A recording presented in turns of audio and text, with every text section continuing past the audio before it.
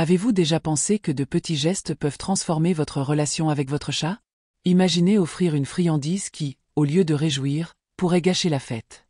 Ou alors, tenir votre ami félin par la nuque en pensant que c'est un geste affectueux, alors qu'en réalité, c'est une invitation au stress. Et cette histoire de le laisser seul pendant longtemps? Cela peut sembler qu'ils sont indépendants, mais la solitude pèse lourd, et c'est bien vrai. Pensez aussi aux séances de brossage. Cela peut sembler être un service que vous lui rendez, mais en fait, un excès peut le rendre hyperstimulé et même irrité. Et les changements dans la maison? Un meuble de plus ou de moins peut être un véritable désastre dans le monde félin. Ils aiment la routine et la familiarité. Et que dire de le réveiller brusquement? Cela peut être un vrai choc. Poursuivre le chat? C'est une erreur qui peut faire qu'il vous voie comme un prédateur. Et les cachettes? Sans un espace sûr, il peut se sentir vulnérable et anxieux. Enfin, ignorer leur langage corporel peut être une grave erreur. Chaque mouvement est un avertissement, et comprendre cela est essentiel pour maintenir l'harmonie. Effet de l'excès de friandises. Vous savez quand on s'emballe et qu'on finit par exagérer la quantité de friandises pour notre chat? Eh bien, cela peut avoir un effet plutôt curieux. La première fois que j'ai constaté cela avec le mien, cela a été un véritable choc. Il semblait si heureux, mais ensuite, j'ai réalisé que sa joie n'était plus la même. La vérité est que les chats, tout comme nous, s'habituent rapidement à ce qui est offert en trop grande quantité. Ce que l'on appelle treadmill hédonique fait qu'ils deviennent moins sensibles au plaisir que les friandises procurent. En d'autres termes, plus vous donnez, moins ils valorisent. J'ai appris à mes dépens que la modération est la clé. Mon chat a commencé à ignorer les délices qu'il adorait auparavant. C'est alors que j'ai compris qu'au lieu de faire quelque chose de bien pour lui, je contribuais simplement à une sensation de saturation. Je me suis demandé, cela ne reflète-t-il pas ce qui se passe aussi chez nous? On mange tant de chocolat qu'à la fin, on ne sent même plus le goût. Et pour les chats, cela peut entraîner des problèmes de santé, comme l'obésité. Parfois, le simple acte d'offrir une quantité plus petite, mais de manière plus stratégique, peut faire une grande différence. Je me suis renseigné sur la façon d'offrir des friandises de manière plus consciente. J'ai appris qu'il est possible d'utiliser les friandises comme une récompense, quelque chose de spécial, plutôt que comme une routine quotidienne. Cela a non seulement accru le plaisir de mon chat à les recevoir, mais a également renforcé notre lien. De plus, j'ai réalisé que la présentation des friandises est également cruciale. Les mettre dans une petite boîte, par exemple, rend le moment du goûter plus amusant et stimulant pour lui. L'idée est de transformer ce moment en une expérience, et non simplement en un acte routinier. Cela m'a donné une nouvelle perspective sur la façon d'interagir avec mon chat et sur la manière dont les petits détails font la différence. Enfin, en réfléchissant à tout cela, j'en suis arrivé à la conclusion que, comme dans de nombreux domaines de la vie, la modération est essentielle. Il ne s'agit pas seulement de veiller à la santé de mon chat, mais aussi de garantir qu'il continue à apprécier les petits plaisirs de la vie. Qui aurait cru qu'une simple friandise pourrait ouvrir un si large éventail de réflexions? Méthode de manipulation sûre. Quand il s'agit de tenir un chat, la première chose qui vient à l'esprit est la fameuse technique de le prendre par la nuque. Honnêtement, j'ai toujours pensé que c'était une pratique courante et même naturelle. Cependant, après avoir lu un peu plus sur le sujet, j'ai réalisé que cette approche peut causer plus de mal que de bien. Le stress mental que cela peut provoquer chez le félin est quelque chose qui, pour moi, était totalement invisible. C'est triste de penser qu'en essayant de prendre soin de lui, on peut finalement nuire. En réalité, il est bon de se rappeler que les chats sont des créatures sensibles et qu'ils ont leur propre façon d'interagir avec le monde. Les attraper par la nuque peut être une façon de les forcer à se soumettre, mais ce n'est pas quelque chose qu'il apprécie.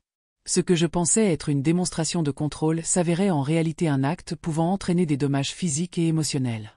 La dernière chose que je veux, c'est que mon chat ait peur de moi. C'est pourquoi j'ai décidé de changer ma façon de manipuler mon chat.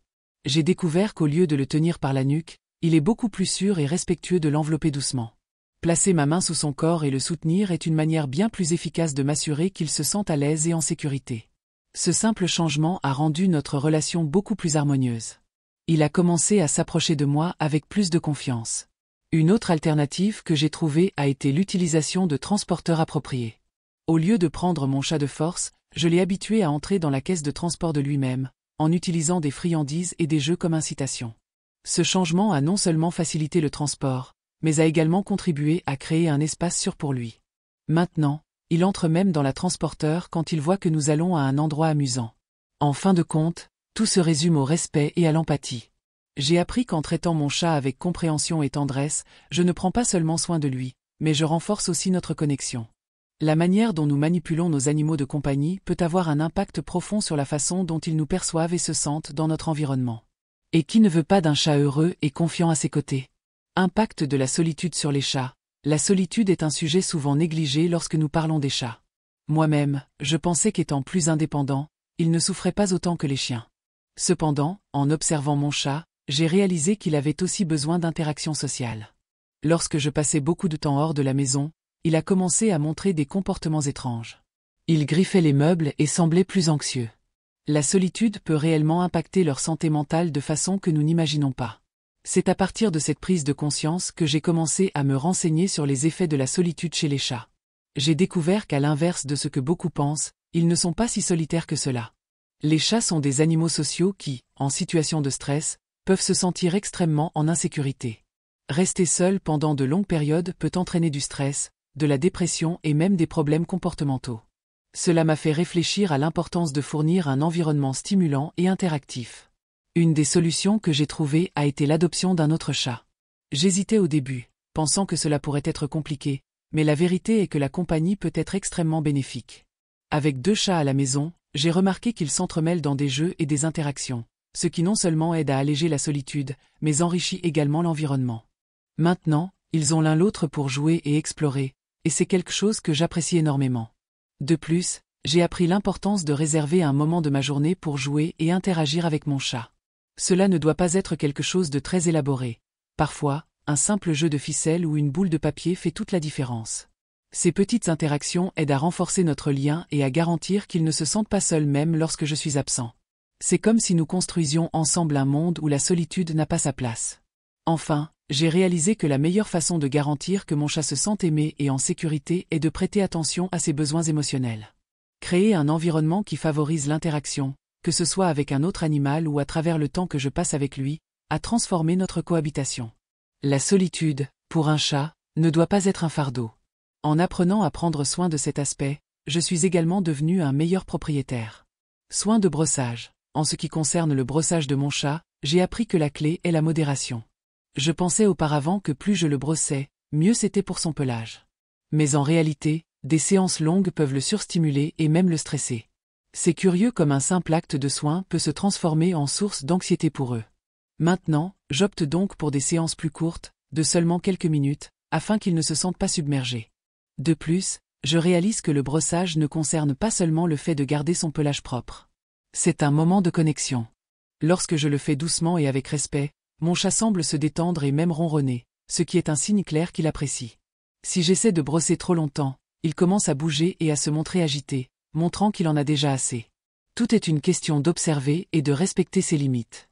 Une autre chose que j'ai apprise est que le type de brosse fait également une différence. Choisir une brosse adaptée au type de pelage de mon chat est essentiel. J'ai acheté quelques brosses différentes et j'ai remarqué qu'il adore une en particulier avec des poils doux. Cela rend le moment du brossage encore plus agréable. Et quand il se sent bien, je me sens également bien de lui apporter un soin qui fait vraiment une différence. De plus, un brossage régulier aide à prévenir la formation de boules de poils, ce qui est un soulagement pour nous deux. Je n'aime pas l'idée de voir mon chat mal en point à cause de cela. Donc, au lieu de considérer le brossage comme une tâche ennuyeuse, je le vois désormais comme une opportunité de renforcer notre lien et de favoriser sa santé. C'est un apprentissage constant, mais qui en vaut la peine. Enfin, le brossage est une pratique qui exige patience et attention. Il ne sert à rien de forcer. Si mon chat n'est pas d'humeur, je respecte et je reporte à un autre moment. C'est lui qui dicte le rythme, et je suis heureux d'y m'adapter. Le secret est de trouver un équilibre qui fonctionne pour nous deux, garantissant que le brossage soit toujours un moment agréable et non une source de stress. Stabilité de l'environnement. La stabilité de l'environnement est fondamentale pour le bien-être de mon chat. Lorsque j'ai déménagé récemment, j'ai remarqué qu'il était beaucoup plus anxieux. Des changements fréquents dans la maison, comme réorganiser les meubles ou apporter de nouveaux objets, peuvent être extrêmement perturbants pour eux. Mon chat, comme beaucoup d'autres, préfère la routine et un espace familier où il se sent en sécurité. Chaque fois qu'il y a une modification significative, il manifeste des comportements de stress, comme se cacher ou même marquer son territoire. J'ai commencé à comprendre que, pour un chat, l'environnement n'est pas seulement un espace physique, mais aussi un territoire émotionnel. C'est pourquoi, chaque fois que je le peux, j'essaie de garder les choses au même endroit. Cela lui donne une sensation de continuité et de sécurité. Quand les choses changent trop, c'est comme si je lui enlevais le sol sous les pieds. Il a besoin de savoir qu'il peut faire confiance à l'environnement dans lequel il vit, et je m'assure de lui offrir cela. De plus, je constate que l'introduction de nouveaux éléments doit se faire avec précaution. Lorsque j'apporte quelque chose de nouveau à la maison, comme un meuble ou un jouet, j'essaie de le présenter lentement. Cela aide à réduire l'anxiété et permet à mon chat d'explorer à son propre rythme. Il ne sert à rien de forcer l'interaction. Chaque chat a son propre rythme et je respecte cela. La patience est essentielle dans ce processus. Les zones de repos sont également importantes. Les chats adorent avoir leur coin préféré, et je m'efforce de garantir qu'il reste inchangé. Un endroit sûr pour dormir ou se cacher fait toute la différence pour offrir un environnement stable. Lorsqu'il se sent à l'aise et protégé, il est beaucoup plus facile pour lui de se détendre et de se comporter calmement. Enfin, je maintiens une routine quotidienne cohérente. L'alimentation, les jeux et les moments de câlin doivent suivre un horaire qu'il peut anticiper. Cela aide non seulement à réduire l'anxiété, mais crée également une atmosphère de confiance entre nous. La stabilité de l'environnement est un pilier essentiel pour le bonheur de mon chat, et je suis reconnaissant pour chaque jour où je peux lui offrir cela. Interaction respectueuse avec le chat. Lorsqu'il s'agit d'interagir avec nos félins, le mot-clé est respect. Les chats, par nature, sont des créatures indépendantes qui valorisent énormément leur espace personnel. Souvent, dans notre enthousiasme, nous finissons par envahir cet espace sans nous en rendre compte. Il est crucial de comprendre qu'un chat n'apprécie pas d'être réveillé brusquement. Imaginez-vous, dormant paisiblement, et tout à coup, quelqu'un vous secoue. C'est une sensation désagréable, n'est-ce pas? Pour eux, cela est stressant et peut engendrer de la méfiance envers leur environnement, et même envers nous. En plus de respecter leur sommeil, il est fondamental d'être attentif au langage corporel du chat.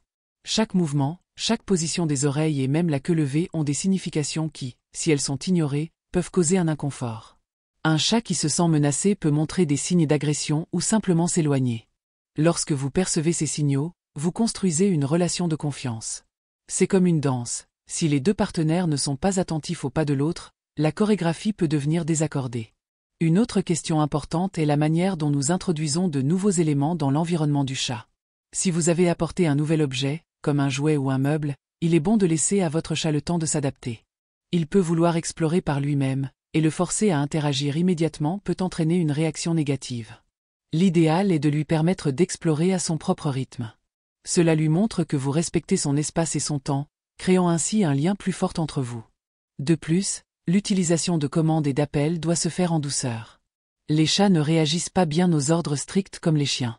Au lieu de cela, une approche plus douce, comme les appeler par leur nom et utiliser un ton de voix calme, tend à être plus efficace. Cela évite non seulement le stress, mais les encourage également à s'approcher de vous de leur propre chef. Cette interaction positive construit une relation basée sur le respect mutuel, où le chat se sent en sécurité et aimé. Enfin, que ce soit lors des moments de câlin, des jeux ou même simplement le fait d'être dans la même pièce, il est essentiel que ces moments soient proportionnels et respectent la volonté du chat. S'il s'éloigne, ne forcez pas l'interaction. Cela pourrait engendrer du ressentiment. Au lieu de cela, profitez-en pour observer et en apprendre davantage sur sa personnalité. L'interaction respectueuse n'est pas seulement une question de bonne manière, c'est l'un des piliers pour garantir que nos chats vivent heureux et en bonne santé à nos côtés.